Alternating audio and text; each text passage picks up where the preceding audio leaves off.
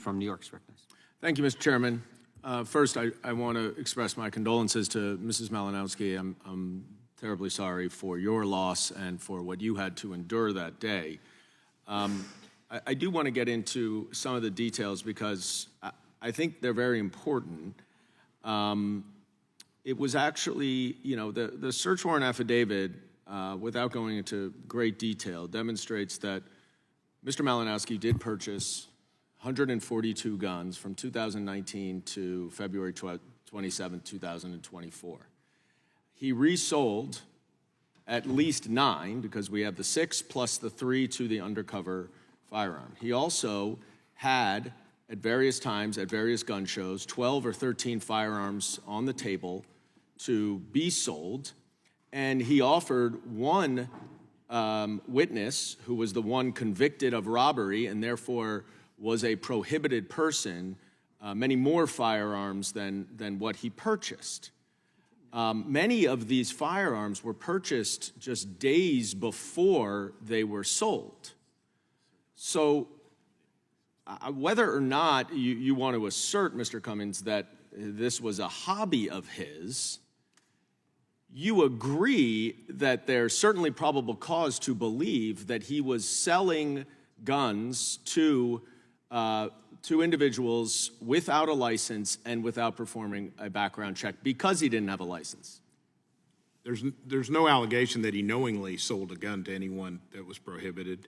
And that's not what probable cause. And under ATF's interpretation of, but you don't have to. You don't have to do that. I just said that he. Well, I'm just answering your question. Selling without a license. Like, there's certainly probable cause that he was in the business of selling without a license. Under ATF's interpretation of a vague regulation. But not yours. So you would say that if you purchase 142 firearms within a 4-year span as a former U.S. attorney, and you have evidence of 9 sales within that period of time, plus many other more weapons offered for sale, you would say, as you, not the ATF, as you, as the former U.S. attorney, that there is no probable cause to believe that this person is in the business of selling guns without a license? I would agree that that could be probable cause. Thank you. So we have probable cause. The Little Rock police is there with the ATF. They go in, and the one fact that doesn't ever seem to be mentioned here, and that the chairman's letter does not mention, is that an ATF agent was shot. That's correct. Is that correct, Mr. Cummins? That's correct. Okay. So an ATF agent was shot and then in response fired back at Mr. Malinowski. Is that accurate? That is accurate, and it's also a tragedy. It is a tragedy. I agree. I agree. And you also agree, I assume. I was an assistant U.S. attorney for 10 years, secured many search warrants, oversaw the execution of them, and arrest warrants. They're routinely done at 6 a.m. Is that right? Yeah, a lot of warrants are executed at 6 a.m. Whether I agree with that as a tactic is another discussion, but yes, that's not uncommon. No, okay.